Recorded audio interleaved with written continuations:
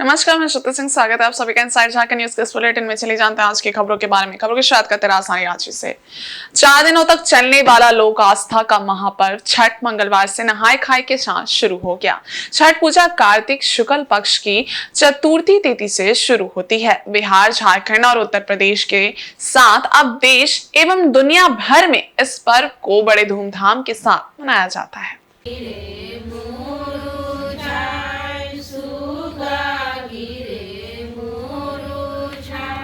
इस महापर्व में नहाय खाए के बाद अगले दिन खरना और फिर डूबते और उगते सूर्य को अर्घ्य दिया जाता है। उगते सूर्य को अर्घ्य देने के बाद व्रती 36 घंटे के निर्जला उपवास का पालन करती हैं। मंगलवार को नहाय खाए को लेकर नदी, तालाब एवं अन्य जलाशयों में छठ व्रतियों ने स्नान किया। इसके बाद घर में अरवा चावल, चने की दाल और कद्दू की सब्जी का प्रसाद के रूप में ग्रहण किया और भगवान सूर्य की उपासना की। सामाजिक पहलुओं को दर्शाता है। इस पर्व में उपवास की विशेष प्रधानता होती है।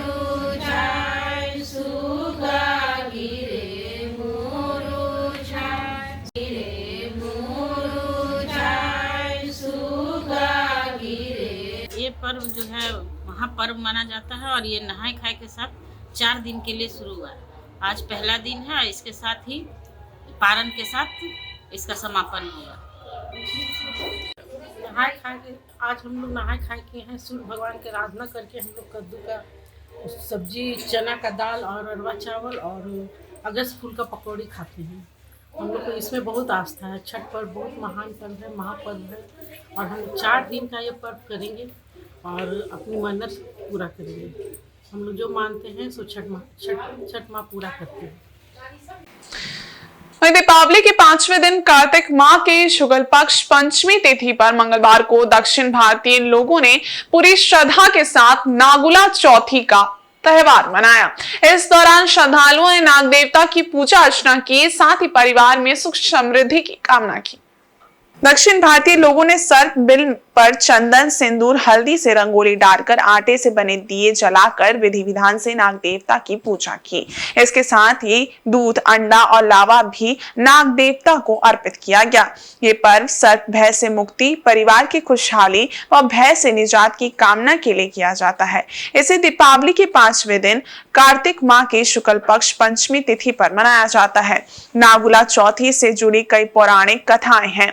एक कथा के अनुसार समुद्र मंथन के दौरान निकले विष को भगवान शिव ने पी लिया था, जिससे उनका गला नीला पड़ गया।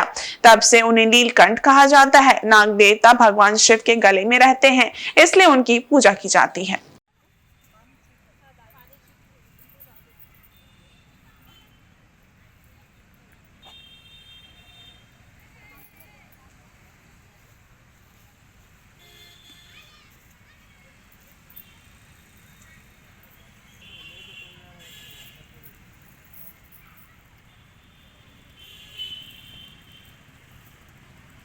का दिन है। ये सुब्रमण्यम मतलब नाग देवता का पूजा जो करते हैं ना, सुब्रमण्यम स्वामी का है, जो उसी दिन पूजा करते हैं। ये नाग देवता का है। ये आंध्र प्रदेश का ज़्यादा करते हैं। कौन से घर से करने को करता था, हम लोग देख वही चीज़ कर रहे। नाग पंचमी नाग देवता को पूजा करते। साउथ के लोग मनाते, साउथ इंडियन लोग पिछले साल नाग चौथी दिन पूजा करते रहे। साल भर हम लोग मानते कि नाग भगवान हम लोग को सामने नहीं आए, हम लोग उनका सामने नहीं जाए। इधर जमशेदपुर में छठ पूजा की रौनक देखने को मिल रही है। नहाय खाए के साथ ही 4 दिवसीय छठ महापर्व मंगलवार से शुरू हो गया। व्रतियों ने नदी तटों में स्नान कर दोपहर में चना दाल, अरवा चावल व कद्दू की सब्जी प्रसाद के रूप में ग्रहण किया।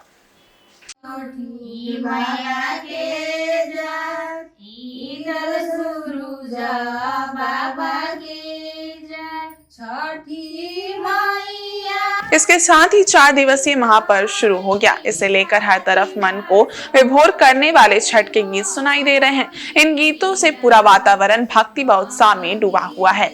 जिले में 4 दिवसीय महापर्व छठ पूजा की सारी तैयारी पूरी कर ली गई है। छठ में व्रतधारी लगातार 36 घंटे का व्रत रखते हैं। व्रत के दौरान वे पानी भी ग्रहण नहीं करते। मंगलवार को नहाए खाए से छठ पूजा शुरू हो गई। लोगों ने सबसे पहले घर की सफाई की। इसके बाद भोजन के रूप में लौकी, चने की दाल और चावल ग्रहण किया। इसको बनाने से लेकर खाने तक हर जगह शुद्धता और पवित्रता का विशेष ध्यान रखा जाता है। इस महापर्व का समापन शुक्रवार 8 नवंबर को उगते हुए सूर्य को अर्घ देकर किया जाएगा।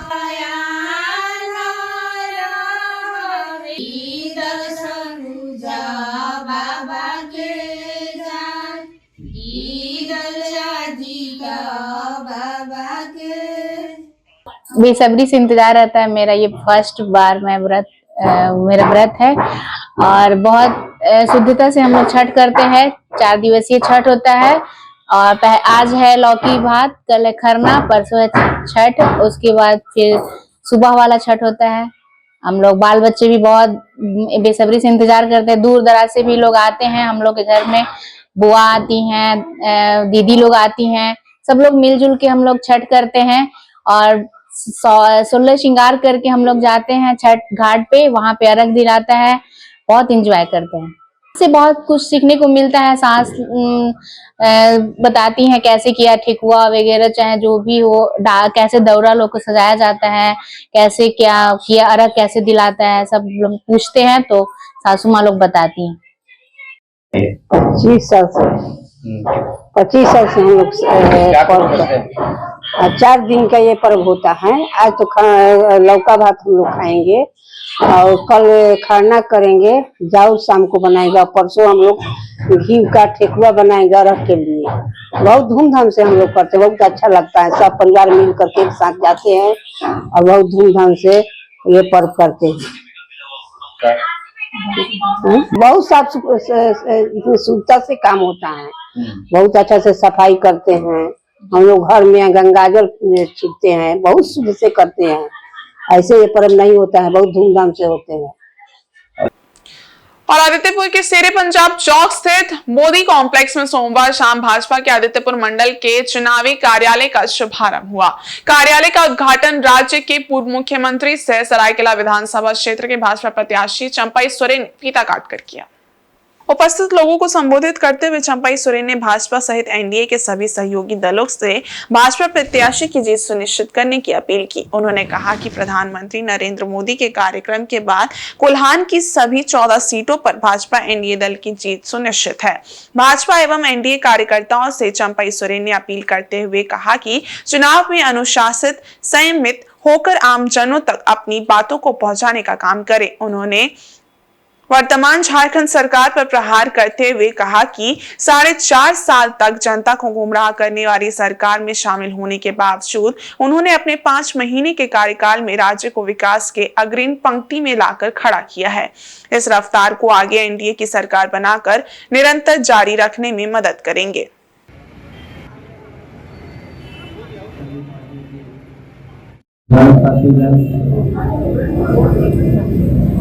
तीनों जिला के हमारे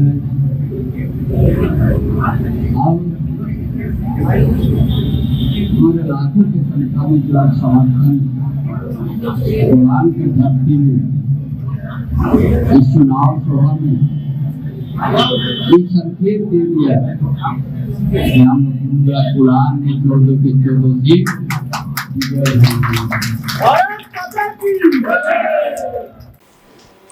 और राजद चुनाव अभियान समिति के सदस्यों की महत्वपूर्ण बैठक सोमवार को राजद कार्यालय में संपन्न हुई। बैठक की अध्यक्षता राजद चुनाव अभियान समिति प्रभारी कैलाश यादव ने की। इस दौरान राज्य में चल रहे विधानसभा आम चुनाव 2024 के संदर्भ में चर्चा कर विचार विमर्श किया गया और सदस्यों की मौजूदगी में कई प्रस्तावों पर निर्णय लिया गया। चुनाव प्रभारी कैलाश यादव ने कहा कि देश भर में बीजेपी एवं प्रधानमंत्री नरेंद्र मोदी की साख तेजी से गिर रही है। पीएम मोदी और बीजेपी नेताओं द्वारा लगातार जनता से झूठे वादे और झूठे सपने दिखाने को लेकर देशवासियों में उनके लिए भरोसा खत्म हो गया है। एक सुनियोजित तरीके से आरएसएस, प्रधानमंत्री नरेंद्र मोदी, गृह मंत्री अमित शाह, यूपी के सीएम योगी आदित्यनाथ, असम के मुख्यमंत्री हेमंत शर्मा जैसे अनेक नेता आपत्तिजनक बयान दे रहे हैं। उन्होंने कहा कि खुलेआम हिंदू मुस्लिम की बातें कर तुष्टीकरण की राजनीति कर रहे हैं। देश जोड़ने के बजाय देश तोड़ने के राह पर लोगों को भटका रहे हैं। नफरती बयान के लिए संविधान इजाजत नहीं देता है। इसलिए राजद की ओर से स्पष्ट कहना है कि मुख्य चुनाव आयोग ऐसे बयान पर आरएसएस प्रमुख मोहन भागवत, प्रधानमंत्री नरेंद्र मोदी, गृह मंत्री अमित शाह, यूपी के मुख्यमंत्री योगी आदित्यनाथ, असम के मुख्यमंत्री हेमंत बिश्व शर्मा पर विवादित बयान देने पर प्रतिबंध लगाएं। कैलाश यादव ने कहा कि पीएम ने प्रतिवर्ष 2 करोड़ नौकरी की बात कही थी। ये बात झूठ निकली। भ्रष्टाचार पर पीएम मोदी झूठ के सारे रिकॉर्ड तोड़ रहे हैं।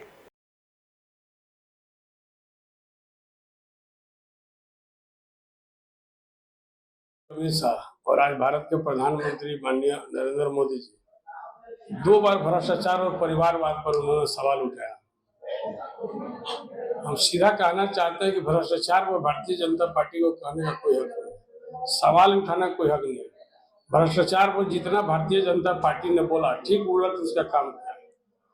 बीजेपी भ्रष्टाचार की जननी है। देश भर में जितने भ्रष्टाचारी नेता थे आज सब भारतीय जनता पार्टी में है। चाहे महाराष्ट्र हो, हरियाणा हो, राजस्थान हो, चाहे साउथ केरला हो, तमिलनाडु हो या झारखंड हो। आप झारखंड का उदाहरण देख लीजिए। मधु कोड़ा के ऊपर जो चार्ज लगा हुआ था कोयला घोटाला का और खान का, माइनिंग का, आज मधु कोड़ा के विषय में गृह मंत्री सदन में कहते थे कि देश का सबसे बड़ा भ्रष्टाचारी है तो कोई मधु कोड़ा है। और आज वो मधु कोड़ा प्रधानमंत्री के मंच पर शेयर करते हैं साथ में, और मधु कोड़ा को बीजेपी में लाया गया। भारतीय जनता पार्टी के में कद्दावर नेता हैं भानु प्रताप शाही जी, पूर्व में श्रम और स्वास्थ्य मंत्री रह चुके, उद्योग मंत्री रह चुके। भानु प्रताप शाही पर आपको पता है कि भ्रष्टाचार का आरोप चल रहा है, कभी भी उनको जेल जाना पड़ सकता है। इनके पार्टी में भी है कमलेश सिंह जी जो हुसैनाबाद से प्रत्याशी है। कमलेश सिंह पर अभी भी चार्ज चल रहा है, उन पर आरोप है, गठित है। इन लोगों पर कभी भी आरोप जो भारतीय जनता पार्टी भ्रष्टाचारियों को पार्टी में लेकर उनको बचाने, संरक्षण देने का काम करती है और बीजेपी वॉशिंग मशीन में धोने का काम करती है। तो बीजेपी को कम से कम भ्रष्टाचार पर बोलने का अधिकार नहीं। दूसरा भी प्रधानमंत्री ने परिवारवाद का बात उठाया। आपको हम बता दें कि परिवारवाद के मामले में बीजेपी ने कितना कैंडिडेट दिया है, हम दिखाएंगे आपको लिस्ट में। देखिए कम से कम 1.5 दर्जन कैंडिडेट है जो कि सब परिवार से रिलेटेड लोग हैं। झारखंड में, महाराष्ट्र में 80 प्रत्याशी ऐसा बीजेपी का जो परिवार से, एक ही परिवार से लोग आते हैं। कोई भतीजा है, कोई बहू है, कोई बहन है, कोई पत्नी है, कोई दामाद है, कोई भाई, ऐसा कर रहे हैं। तो बीजेपी जो कहती है वो जो है कि ठीक उसका उलट काम करती है। इसलिए इसको कहा गया है भारतीय जुमला पार्टी, सबसे बढ़कर झूठा पार्टी।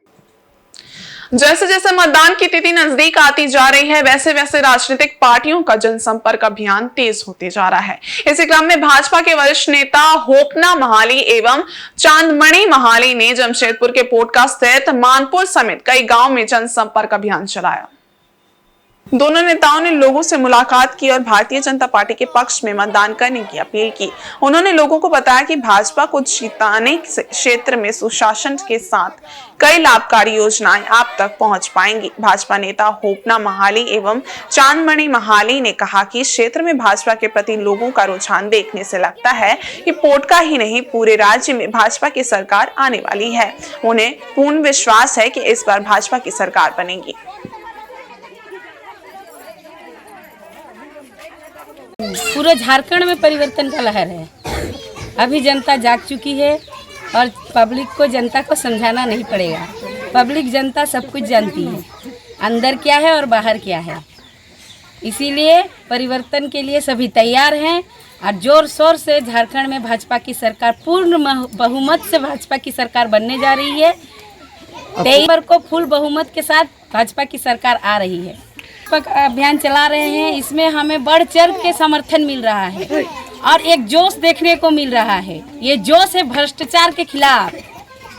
ये जो भ्रष्टाचार 5 साल से जो जयमला ने मचा रखा है ना, ये पूरा उग्र के साथ, मैंने जोश के साथ आदमी सामने आ रहे हैं पब्लिक, और सामने आकर हाथ उठाकर ये बोल रहे हैं कि इस सरकार को हमें जड़ से उखाड़ फेंकना है और भाजपा की सरकार को फिर से झारखंड में बसाना है। डोर टू डोर दौरा कर रहे हैं, चुनावी दौरा। डोर टू डोर में जो रुझान देखने को मिल रहा है, हमारे पोटका विधानसभा में परिवर्तन का लहर चल रहा है। लोगों में आक्रोश है वर्तमान के यहाँ के विधायक के प्रति, जो भ्रष्टाचार व्यापक रूप से पनपा हुआ है पोटका विधानसभा क्षेत्रों में। इसलिए प्रत्येक गांव टोला में हम लोग जा रहे हैं, सभी लोग एक ही स्वर मिला रहे हैं कि इस बार कमल फूल को खिलाना है, कमल फूल को जिताना है, मीरा मुंडा जी को जिताना है। इसलिए 200% मैं तो दावे के साथ कहता हूं कि 200% के साथ यहाँ पोटका विधानसभा में भारतीय जनता पार्टी के प्रत्याशी श्रीमती मीरा मुंडा जी की जीत सुनिश्चित है और झारखंड में भी भारतीय जनता पार्टी की ही सरकार बनेगी। इधर पोटका विधानसभा के रसुनचोपा, जूड़ी पहाड़ी समेत कई गांवों का मंगलवार को पूर्व केंद्रीय मंत्री अर्जुन मुंडा ने दौरा किया और भाजपा प्रत्याशी मीरा मुंडा के पक्ष में लोगों से वोट मांगा। इस दौरान अर्जुन मुंडा ने प्रधानमंत्री नरेंद्र मोदी के संदेश को लोगों तक पहुंचाते हुए कहा कि प्रधानमंत्री ने कहा है कि आप किसानों को 3100 रुपए प्रति क्विंटल के हिसाब से धान का मूल्य मिलेगा। इसके लिए लोगों को धान देने के साथ ही तुरंत उनके अकाउंट में पैसा भेजा जाएगा। इसके साथ ही लोगों के समक्ष अन्य कई योजनाएं रखी। अर्जुन मुंडा ने कहा कि राज्य में परिवर्तन की लहर है और झारखंड में भारतीय जनता पार्टी की सरकार बनना तय है। 7 मास 8 मास 6 मास पेमेंट आसते लगे, एक बछरो लगे।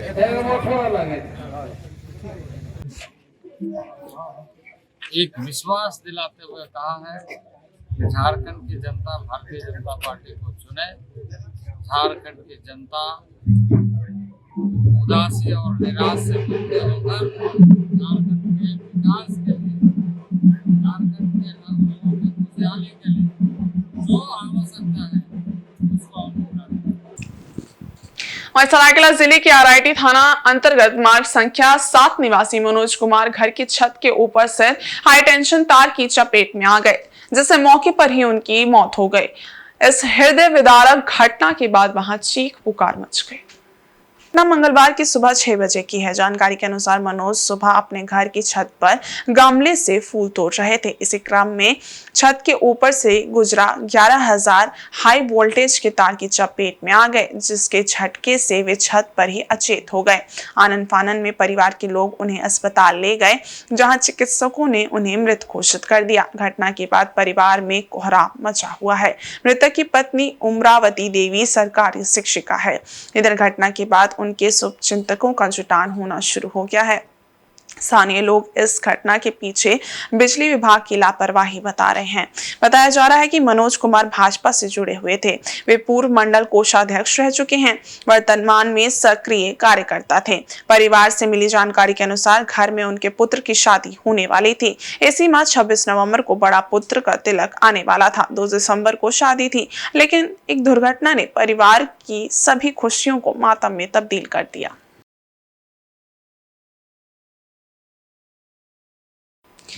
सरायकेला थाना क्षेत्र में सड़क दुर्घटनाएं थमने का नाम नहीं ले रही हैं। ताजा घटना चाईबासा मुख्य सड़क के पठान मारा गांव के पास की है। यहां 8वीं कक्षा के छात्र भरत सोय को अज्ञात वाहन ने ठोकर मार दी, जिससे घटनास्थल पर ही उसकी मौत हो गई। घटना के बाद बच्चे को आनन फानन में सदर अस्पताल लाया गया, लेकिन चिकित्सकों ने उसे मृत घोषित कर दिया। घटना मंगलवार सुबह 5:30 बजे के आसपास की है। बताया जाता है कि पठान मारा गांव के स्वर्गीय साहेब सोय का 13 वर्षीय पुत्र अपने दोस्तों के साथ सड़क किनारे योगा कर रहा था, तभी एक अज्ञात वाहन ने उसे टक्कर मार दी। घटना के बाद अन्य बच्चे वहां से फरार हो गए। कुछ ग्रामीणों की मदद से घायल बच्चे को सदर अस्पताल पहुंचाया गया, जहां चिकित्सकों ने उसे मृत घोषित कर दिया। मृतक की मां सुनी कोई एक बड़े भाई सूरज सोय तथा विक्रम सोय को जानकारी हुई तो वे तत्काल सदर अस्पताल पहुंचे। बताया जाता है कि भरत सोय 5 भाइयों में सबसे छोटा था। वह पठान मारा अपग्रेड हाई स्कूल में 8वीं कक्षा का छात्र था। कहाँ चोट लगी? सर पे चोट लगी।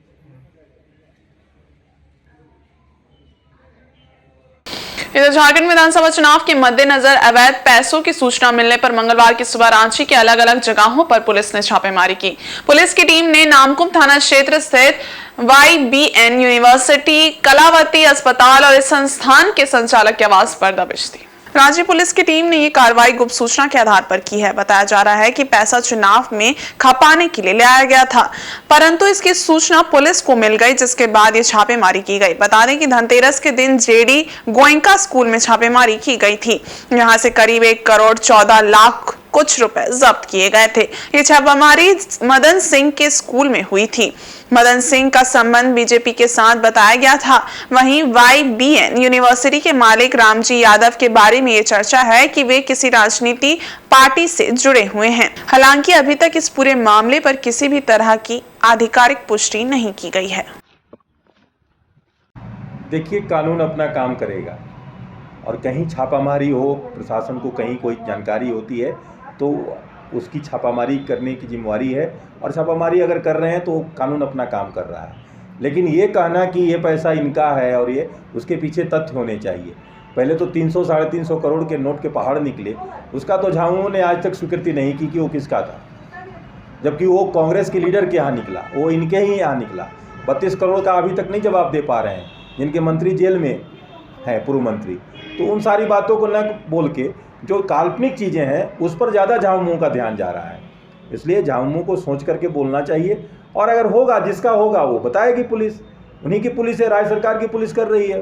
राज्य सरकार की पुलिस प्रेस कॉन्फ्रेंस करके बताए कि किसके पैसे हैं। ईडी ने जैसे जांच करके, ईडी ने पकड़ करके बताया कि हाँ ये पैसा हमको इतना मिलता है, यहाँ मिला है, वैसे इनको ही बताना चाहिए। लेकिन ऐसे ही भ्रम फैलाना ये बहुत बड़ी गलत बात है। इसलिए इस प्रकार के बयान से बचना चाहिए, और जो वास्तविकता है वो सामने आएगा। कानून अपना काम कर रहा है। देखिए, पुलिस अगर कोई कार्रवाई कर रही होगी तो कोई इनपुट होगा, और उस इनपुट की जानकारी मुझे नहीं है। क्या कुछ बरामद होता है और उनका संपर्क किन लोगों से है, ये सब जानने के बाद ही कुछ समझ में आ पाएगा। लेकिन अगर पैसे की रिकवरी रांची या आसपास झारखंड में कहीं भी होती है तो निश्चित रूप से आप मान लीजिए ये पैसा भारतीय जनता पार्टी का होगा। और ईडी की अगर कोई कार्रवाई है तो ईडी एक संवैधानिक संस्था है। पुलिस की कार्रवाई है तो निश्चित रूप से भाजपा के पैसे होंगे और इनपुट मिला होगा और तत्पश्चात कार्रवाई होगी।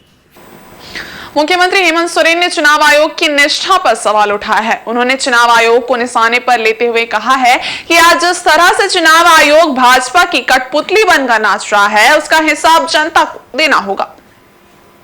उक्त बातें हेमंत सोरेन ने पश्चिमी सिंहभूम जिले के मनोहरपुर विधानसभा क्षेत्र अंतर्गत गुदड़ी प्रखंड में झामुमो प्रत्याशी जगत माझी के पक्ष में आयोजित चुनावी सभा को संबोधित करते हुए कही। मुख्यमंत्री ने कहा कि खूब मनमानी चल रही है, पदाधिकारियों को मनमर्जी से हटाया जा रहा है। चुनाव आयोग हो चाहे सरकार या ईडी, CBI, कोई भी अपने अधिकारों का दुरुपयोग नहीं कर सकता। उन्होंने जगत माझी को मनोहरपुर से विजयी बनाने की अपील करते हुए कहा कि भाजपा के लोग जहां चुनाव भी नहीं लड़ते, वहां पैसा के बल पर सरकार बना लेते हैं। इस बार इतना विधायक बनाना है कि इन लोगों का पैसा खत्म हो जाए, लेकिन विधायक कम नहीं होने चाहिए। अपने संबोधन के दौरान हेमंत सोरेन ने लोगों से पूछा कि आपका बिजली बिल माफ हुआ है कि नहीं। कहा, डबल इंजन की सरकार में केवल बिल आता है, लेकिन हमारी सरकार में बिजली आएगा, बिल नहीं। जोहार से अपने संबोधन की शुरुआत करने के बाद मुख्यमंत्री ने कहा कि राज्य के प्रत्येक व्यक्ति को इतना मजबूत बना देंगे कि किसी से उधार लेने की जरूरत नहीं पड़ेगी। सभा को सिंहभूम के सांसद जोबा माझी ने भी संबोधित किया। मुख्यमंत्री की उपस्थिति में गुदड़ी में भाजपा नेता भातूराम सांडल समेत दर्जनों लोगों ने झामुमो का दामन थामा। आप लोग गांव देहात के रहने वाले लोग हैं, और ऐसा नहीं कि गांव देहात हमारा भी नहीं है, हमारा भी गांव देहात है। ऐसे ही पहाड़ के किनारे किनारे हमारा भी गांव, और हमारा गांव का लोग कितना गरीब गुरुआ है हमसे ज्यादा कोई नहीं बता सकता। आज के दिन में भी हम लोग को छोटा छोटा जरूरत के लिए, कोई बड़ा बीमारी हो गया, बच्चा लोग का स्कूल का फीस हो गया, तो महाजन के पास उधार पैसा लेने के लिए जाना पड़ता है। लेकिन फिर से हम लोग सरकार बनाएंगे और अगले 5 साल में गांव गांव का एक एक घर को इतना मजबूत करेंगे तो किसी से भी आपको पैसा उधारी लेने का जरूरत नहीं पड़ेगा।